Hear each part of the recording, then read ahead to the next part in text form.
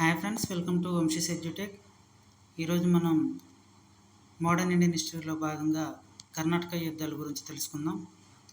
ముందుగా ఫ్రెండ్స్, నేను చేస్తున్న వీడియోస్ కానీ మీకు నచ్చినట్లయితే please subscribe my YouTube channel Vamshi's edutech and like చేయండి, మీ ఫ్రెండ్స్ షేర్ చేయండి. ఇక మన టాపిక్లోకి వెళ్తే,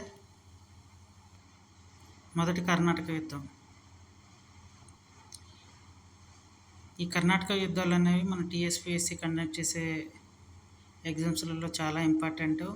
కర్ణాటక యుద్ధాలు ఎప్పుడు స్టార్ట్ అయినాయి, ఇయరు, ఎండింగ్ ఇయరు, ఏ సంధితో ముగిశాయి, ఈ కర్ణాటక యుద్ధాల సమయంలో కర్ణాటక గవర్నర్ ఎవరు, బ్రిటిష్ గవర్నర్ ఎవరు, అండ్ కర్ణాటక యుద్ధాలు ముఖ్యంగా ఫ్రెంచ్ వారికి మరియు ఆంగ్లేయులకు మధ్య జరిగాయి అన్నమాట. భారతదేశంలో కర్ణాటక యుద్ధాలు ముఖ్యంగా ఫ్రెంచ్ వారికి మరియు ఆంగ్లేయులకు మధ్య జరిగాయి. అప్పుడు ఈ మొదటి కర్ణాటక యుద్ధాల సమయంలో ఫ్రెంచ్ గవర్నర్ ఎవరు, ఆంగ్ల గవర్నర్ ఎవరు, రెండో కర్ణాటక యుద్ధాలు ఫ్రెంచ్ గవర్నర్ ఎవరు, ఆంగ్ల గవర్నర్ ఎవరు, ఇవన్నీ మనకి చాలా ఇంపార్టెంట్. ఎగ్జామ్ పాయింట్ ఆఫ్ వ్యూలో ఇవన్నీ అడుగుతారనమాట. యుద్ధాల సమయంలోనూ కొన్ని ఫేమస్ యుద్ధాలు కూడా జరిగాయి. ఆ యుద్ధాల గురించి కూడా మనకి ఎగ్జామ్ పాయింట్ ఆఫ్ వ్యూలో ఆ యుద్ధాలు ఎప్పుడు జరిగినాయి, ఎవరెవరికి జరిగినాయి కూడా అడగటానికి ఛాన్స్ ఉంది. మొదటి కర్ణాటక యుద్ధం 1746 టు 48, 1748 వరకు జరిగింది. మొదటి కర్ణాటక యుద్ధం. మొదటి కర్ణాటక యుద్ధ సమయంలో కర్ణాటక రాజధాని ఆర్కాట్. కర్ణాటక యుద్ధాల సమయంలో కర్ణాటక రాజధాని వచ్చేసి ఆర్కాట్. కర్ణాటక నవాబ్ వచ్చేసి అన్వరుద్దీన్.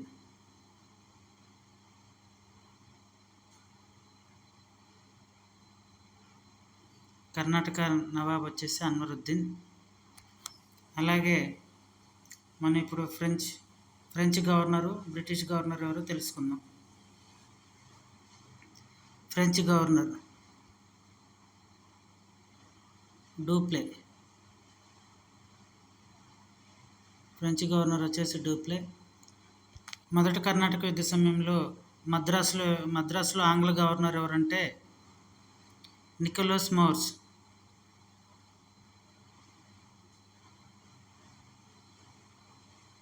మొదటి కర్ణాటక యుద్ధం సమయంలో ఫ్రెంచ్ గవర్నర్ వచ్చేసి డూప్లే.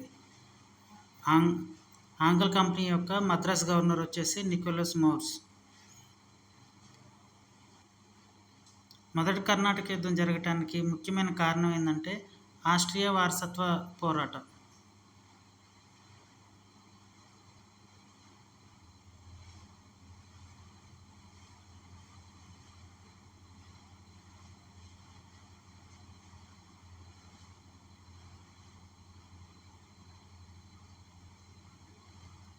ఆస్ట్రియా వారసత్వ పోరాటం అన్నమాట.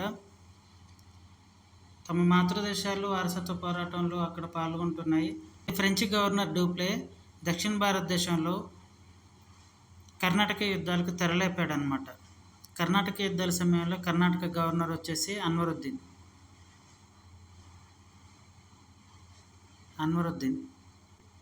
అలాగే ఫ్రెంచ్ వారి ప్రధాన వర్తక స్థావరం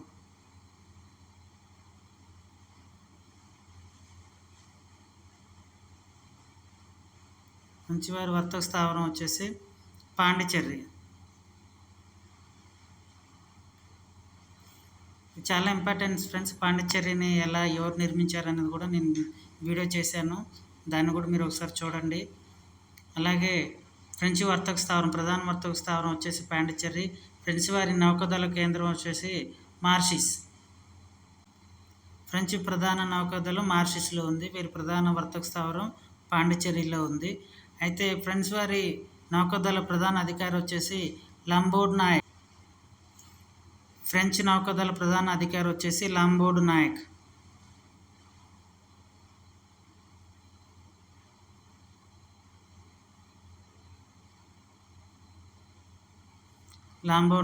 ఈ లాంబోర్డ్ నాయక్ డూప్లే యొక్క ఆదేశంతో వచ్చి మద్రాసును ఆక్రమిస్తాడనమాట.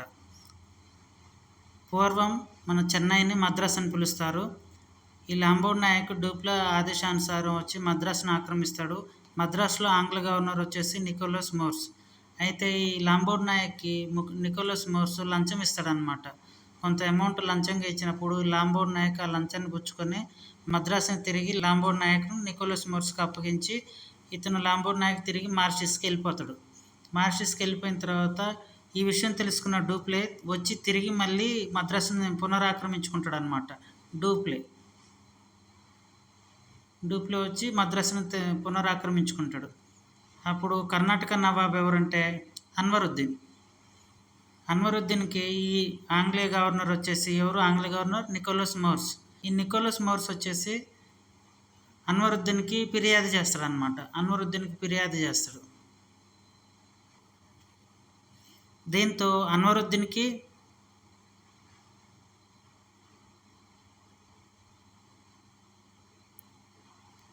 డూప్లేకి మధ్య ఒక యుద్ధం జరుగుతుంది అనమాట. ఆ యుద్ధం వచ్చేసి 1746. దీన్నే శాంతం. కర్ణాటక నవాబ్ వచ్చేసి అన్వరుద్దీన్కి, ఫ్రెంచ్ గవర్నర్ వచ్చేసి డూప్లేకి మధ్య జరిగిన యుద్ధం శాంతం లేదా అడయార్ యుద్ధం అనమాట. శాంతం లేదా అడయార్ యుద్ధం ఎప్పుడు జరిగిందంటే 1746లో జరిగింది. శాంతం లేదా అడయార్ యుద్ధం అనేది మొట్టమొదటిసారిగా స్వదేశీ రాజులు ఫ్రెంచ్ వారు ఆధునిక టెక్నాలజీని ఉపయోగించి, ఫిరంగి గుండ్లను ఉపయోగించి ఈజీగా కర్ణాటక నవాబు అన్వరుద్దీన్ మీద విజయం సాధించారనమాట. ఈ విజయం సాధించారు. ఈ యుద్ధం శాంతం లేదా అడయార్ యుద్ధం వల్ల ఆంగ్ల కంపెనీకి, ఇటు ఫ్రెంచ్ కంపెనీకి స్వదేశీ రాజుల యొక్క బలహీనత, వారి సైన్యం యొక్క రక్షణ విధానాలు ఎంత బలహీనంగా ఉన్నాయో ఈ ఇరు కంపెనీలకు అర్థమవుతుంది అనమాట. అయితే మొదటి కర్ణాటక యుద్ధం ఎక్స్లా చాపెల్.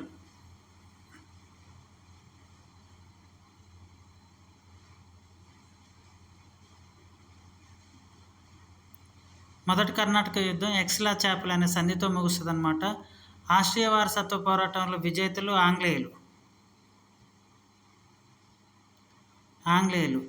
ఈ ఆస్ట్రియా వారసత్వ పోరాటంలో విజేతలు ఆంగ్లేయులు. ఈ ఆంగ్లేయులు గెలిచారు కాబట్టి సంధి చేసుకున్నారు ఫ్రెంచ్ వారితో. ఆ సంధి వచ్చేసి ఎక్స్లా చాపెల్ సంధి అనమాట. ఈ సంధి షరతుల ప్రకారం తిరిగి మద్రాసు అనేది ఆంగ్లేయులకు హస్తగతం చేశారు. తిరిగి మద్రాసు ప్రాంతాన్ని ఆంగ్లేయులకి ఫ్రెంచ్ వారు తిరిగి హస్తగతం చేయడం జరిగింది. మొదటి కర్ణాటక యుద్ధం కంప్లీట్ అయిపోయింది. రెండో కర్ణాటక యుద్ధం గురించి తెలుసుకుందాం. రెండో కర్ణాటక యుద్ధం 1748 నుండి 56 మధ్య జరిగిందనమాట. మనకి కర్ణాటక యుద్ధాలలో ఇయర్స్ చాలా ఇంపార్టెంట్, సంధి చాలా ఇంపార్టెంట్. ఇవి ఆ టైంలో ఉన్న గవర్నర్లు ఇంపార్టెంట్. ఎగ్జామ్ పాయింట్ ఆఫ్ వ్యూలో మనకి ఏది కావాలో దాన్ని మాత్రం మనం తెలుసుకుందాం. కర్ణాటక యుద్ధంలో తమ మాతృదేశాల ప్రమేయం లేకుండా ఇరు కంపెనీ వారు దక్షిణ భారతదేశంలో చేసిన యుద్ధమే రెండో కర్ణాటక యుద్ధం. మాతృదేశాల ప్రమేయం లేకుండా ఇరు కంపెనీ వారు, ఆంగ్ల కంపెనీ వారు, ఫ్రెంచ్ కంపెనీ వారు దక్షిణ భారతదేశంలో చేసిన యుద్ధమే రెండో కర్ణాటక యుద్ధం. అయితే ఈ రెండో కర్ణాటక యుద్ధంలో మన అసఫ్జాహీ వంశ స్థాపకుడు లేదా మీర్ కమరుద్దీన్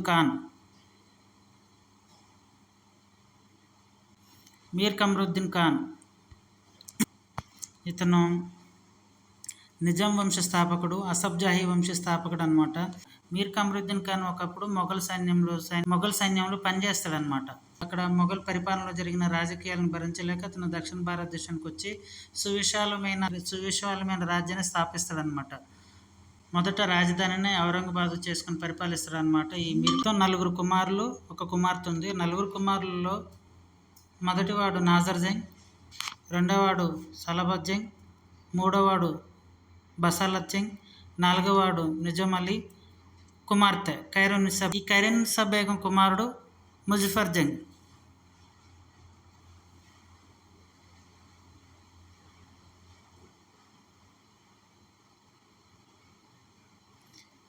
ఖైరున్నీసా బేగం కుమారుడు ముజఫర్ జంగ్ అంటే మీర్ కమరుద్దీన్ ఖాన్ యొక్క మనవడు. అయితే ఇతనికి మీర్ కమరుద్దీన్ ఖాన్ యొక్క మొదటి కుమారుడు నాజర్ జంగ్. ఈ అసఫ్జాహీ వంశ స్థాపకుడు మీర్ కమరుద్దీన్ ఖాన్ యొక్క మనవడు ముజఫర్ జంగ్కి అతని మొదటి కుమారుడు నాజర్ జంగ్కి మధ్య జరిగిన యుద్ధం రెండో కర్ణాటక యుద్ధం. ఈ రెండో కర్ణాటక యుద్ధంలో ఫ్రెంచ్ వారు ముజఫర్ జంగ్కి మద్దతు ఇచ్చారనమాట. ఫ్రెంచ్ గవర్నర్ ఈ సమయంలో ఫ్రెంచ్ గవర్నర్ వచ్చేసి డూప్లే. రెండో కర్ణాటక యుద్ధ సమయంలో ఫ్రెంచ్ వారి ప్రధాన వర్తక స్థావరం ఎక్కడుంది? పాండిచ్చేరి.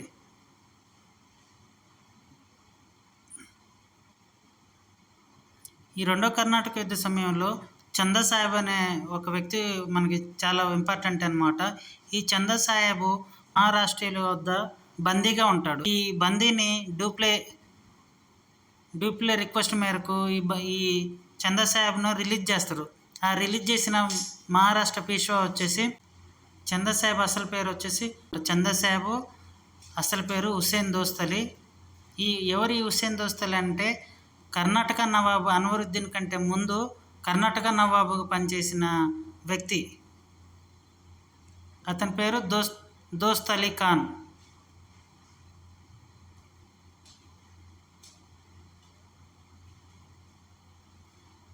ఈ దోస్త్ అలీ ఖాన్ అల్లుడు హుస్సేన్ దోస్త్ అలీ అతని పేరు చందా సాహెబ్ అనమాట. ఈ చందా సాహెబ్ మహారాష్ట్రీయుల వద్ద బందీగా ఉంటాడనమాట. ఇతన్ని మహారాష్ట్రీయుల నుండి డూప్లే రిక్వెస్ట్ మేరకు ఎవరు విడుదల చేస్తారంటే Peshwa Balaji Bajirao release చేస్తాడనమాట.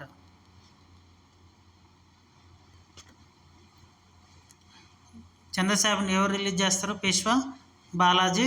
French governor Dupleix plus Muzaffar Jung plus Chanda Sahib, ఈ ముగ్గురు కలిసి ఒక కూటమిగా ఏర్పడతారు. ఆ కూటమి పేరు ఫ్రెంచ్ కూటమి. ఈ ఫ్రెంచ్ కూటమి వచ్చేసి కర్ణాటక నవాబుగా అన్వరుద్దీన్.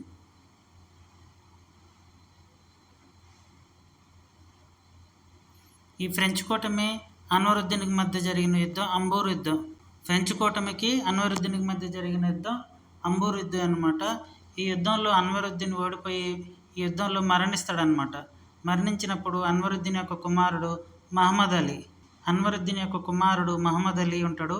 ఆ మహమ్మద్ అలీ ఈ ఫ్రెంచ్ కూటమికి భయపడి తిరుచిరాపల్లికి పారిపోతాడు.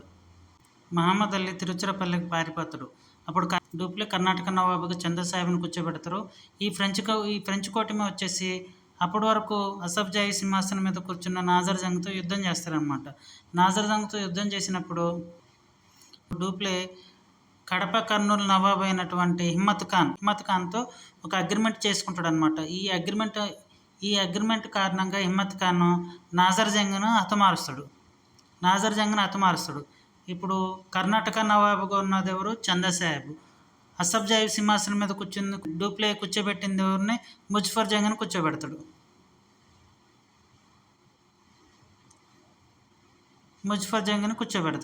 ఇదే సమయంలో ఈ రెండో కర్ణాటక యుద్ధంలోకి ఆంగ్ల గవర్నర్ వచ్చేసి రాబర్ట్ క్లైవ్. రెండో కర్ణాటక యుద్ధంలోకి రాబర్ట్ క్లైవ్ ఎంటర్ అయ్యి అసఫ్జాయి సింహాసనం మీద కూర్చున్నటువంటి ముజఫర్ జంగ్తో యుద్ధం చేస్తాడనమాట. ఆంగ్ల గవర్నర్ వచ్చేసి రాబర్ట్ క్లైవ్ అసఫ్జాయి సింహాసనం మీద కూర్చున్నటువంటి ముజఫర్ జంగ్ మధ్య యుద్ధం జరుగుతుంది. ఈ యుద్ధంలో రాబర్ట్ క్లైవ్ ముజఫర్ జంగ్ను ఓడిస్తాడనమాట. ఓడించినప్పుడు ముజఫర్ జంగ్ పాండిచ్చేరికి పారిపోతాడు. ఎక్కడికి? పాండిచ్చేరికి.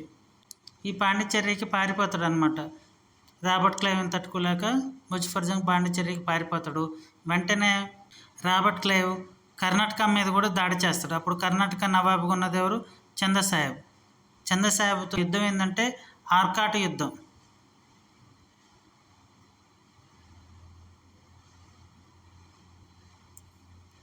రాబర్ట్ క్లైవ్ చందా సాహెబ్తో యుద్ధం చేస్తాడు.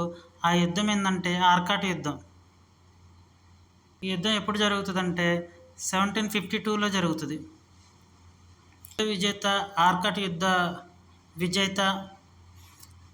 ఆర్కాట్ యుద్ధ వీరుడు అని ఎవరికి బిరుదులు ఉన్నాయంటే రాబర్ట్ క్లైవ్కి అనమాట. ఈ ఆర్కాట్ యుద్ధ విజేత కూడా రాబర్ట్ క్లైవ్. ఈ యుద్ధంలో చందా సాహెబ్ హతమార్చబడతాడు అనమాట. చందా సాహెబ్ని రాబర్ట్ క్లైవ్ చంపేస్తాడు. చందా సాహెబ్ని రాబర్ట్ క్లైవ్ చంపిన తర్వాత, హతమార్చిన తర్వాత కర్ణాటక నవాబుగా ఎవరిని కూర్చోబెడతాడంటే రాబర్ట్ క్లైవ్ ఈ అన్వరుద్దీన్ యొక్క కుమారుడైనటువంటి మహమ్మద్ అలీ తిరుచిరాపల్లికి పారిపోయాడు కదా, ఆ తిరుచిరాపల్లి నుండి మహమ్మద్ అలీని తీసుకొచ్చి కర్ణాటక నవాబుగా కూర్చోబెడతాడు. మహమ్మద్ అలీ అన్వరుద్దీన్ యొక్క కుమారుడు. ముజఫర్ జంగ్ పాండిచ్చేరికి పారిపోయిన తర్వాత ముజఫర్ జంగ్కి సంరక్షకుడుగా బుస్సీ. ఈ బుస్సీ సంరక్షకత్వంలో ముజఫర్ జంగ్ తిరిగి అసఫ్జాయి సింహాసనాన్ని అధిష్ఠించడానికి పాండిచ్చేరి నుండి బయలుదేరుతాడనమాట. పాండిచ్చేరి నుండి బయలుదేరి వస్తున్న క్రమంలో కడపలోని లక్కిరెడ్డిపల్లి అనే గ్రామం దగ్గరికి రాగానే ఇంతకుముందు నాజర్ జంగ్ని ఎవరైతే చంపారో డూప్లే కుట్ర ఫలితంగా, అదే ఇంతకుముందు నాజర్ జంగ్ని ఎవరైతే చంపారో ఆ హిమ్మత్ ఖాన్ తిరిగి ముజఫర్ జంగ్ని హతమారుస్తాడు అనమాట. ఎక్కడంటే కడప జిల్లాలోని లక్కిరెడ్డిపల్లి వద్ద. హిమ్మత్ ఖాన్ ఎవరంటే కడప కర్నూలు నవాబ్ అనమాట. అయితే ఈ బుస్సీ తిరిగి ఔరంగాబాద్కి వచ్చి, అప్పుడు అసఫ్జాయి వంశ రాజధాని వచ్చేసి ఔరంగాబాద్ వచ్చి మీర్ కమరుద్దీన్ ఖాన్ యొక్క రెండో కుమారుడైనటువంటి సాలాబత్ జంగ్ని సింహాసనం మీద అధిష్ఠించుతుడు. దాన్ని కృతజ్ఞతగా ఈ సాలాబత్ జంగ్ ఫ్రెంచ్ వారికి ఇచ్చిన ప్రాంతాలు ఏంటంటే ఉత్తర సర్కార్లు. తనను సింహాసనం మీద కూర్చోబెట్టినందుకు కృతజ్ఞతగా ఫ్రెంచ్ వారికి ఉత్తర సర్కార్లను సాలాబత్ జంగ్ ఇస్తాడనమాట. దీంతో రెండో కర్ణాటక యుద్ధం ముగుస్తుంది. రెండో కర్ణాటక యుద్ధం పాండిచ్చేరి సంధితో ముగుస్తుంది అనమాట. రెండో కర్ణాటక యుద్ధం పాండిచ్చేరి సంధితో ముగుస్తుంది. మనకి ఏ సంధితో ముగిసిపోయింది కూడా మనకి ఎగ్జామ్ పాయింట్ ఆఫ్ వ్యూలో చాలా ఇంపార్టెంట్. ఎందుకని ఎంతగానో రిపీట్ చేస్తున్నానో అర్థం చేసుకోండి. యుద్ధాలు జరిగిన సంవత్సరం, సంధి, ఇవి చాలాసార్లు కాంపిటేటివ్ ఎగ్జామ్లో చాలాసార్లు రిపీట్ అయినాయి అనమాట. రెండో కర్ణాటక యుద్ధం పాండిచ్చేరి సంధితో ముగుస్తుంది. ఈ పాండిచ్చేరి సంధిని ఫ్రెంచ్ గవర్నర్ ఎవరు ఆమోదించారంటే అప్పటికే కర్ణాటకను కోల్పోయారు. అందుకు ఫ్రెంచ్ వారు అప్పటి వరకు ఫ్రెంచ్ గవర్నర్గా ఉన్న డూప్లేని తొలగిస్తారనమాట. డూప్లేని తొలగించి డూప్లే ప్లేస్లో గాడే హ్యూమ్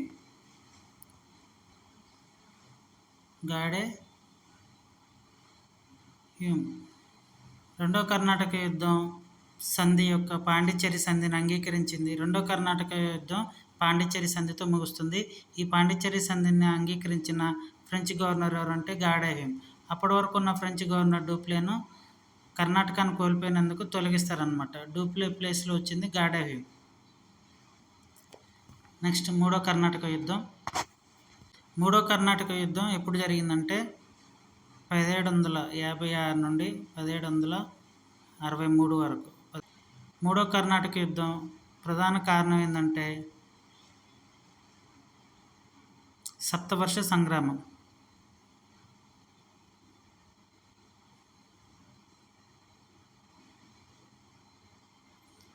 మూడో కర్ణాటక యుద్ధానికి ప్రధాన కారణం సప్తవర్ష సంగ్రామం. మూడో కర్ణాటక యుద్ధ సమయంలో ఫ్రెంచ్ గవర్నర్ వచ్చేసి కౌంట్ డి లాలీ. ఫ్రెంచ్ ప్రధాన వర్తక స్థావరం వచ్చేసి పాండిచ్చేరి. కౌంట్ డి లాలీ బుస్సీని ఆదేశిస్తాడనమాట. అప్పటి వరకు బుస్సీ ఔరంగాబాద్లో బుస్సీ సాలాబత్ జంగ్కు సంరక్షకుడుగా ఉన్నాడు అనమాట. అయితే కౌంట్ డి లాలీ బుస్సీని తిరిగి పాండిచ్చేరి వచ్చేయమని చెప్పేసి ఆదేశిస్తాడు. కౌంట్ డి లాలీ ఆదేశానుసారం బుస్సీ ఔరంగాబాద్ను వదిలి పాండిచ్చేరికి బయలుదేరతాడనమాట. బుస్సీ ఎప్పుడైతే ఔరంగాబాద్ను వదులుతాడో వెంటనే రాబర్ట్ క్లైవ్ వచ్చేసి ఔరంగాబాద్పై ఆధీనంలోకి తెచ్చుకుంటాడు. దీంతో కౌంట్ డి లాలీ, బుస్సీ కలిసి రాబర్ట్ క్లైవ్పై యుద్ధం చేస్తారనమాట. ఈ యుద్ధాన్ని వాందవాసి యుద్ధం అంటారనమాట.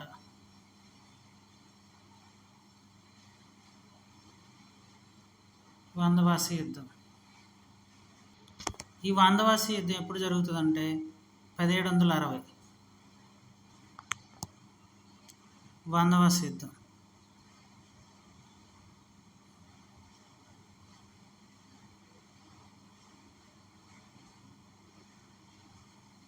1760.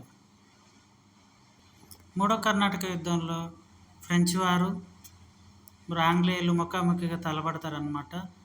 వారు చేసిన యుద్ధం ఏంటంటే వాందవాసి యుద్ధం.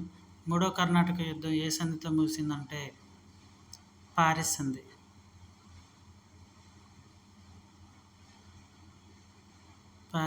చేసుకుంటారనమాట.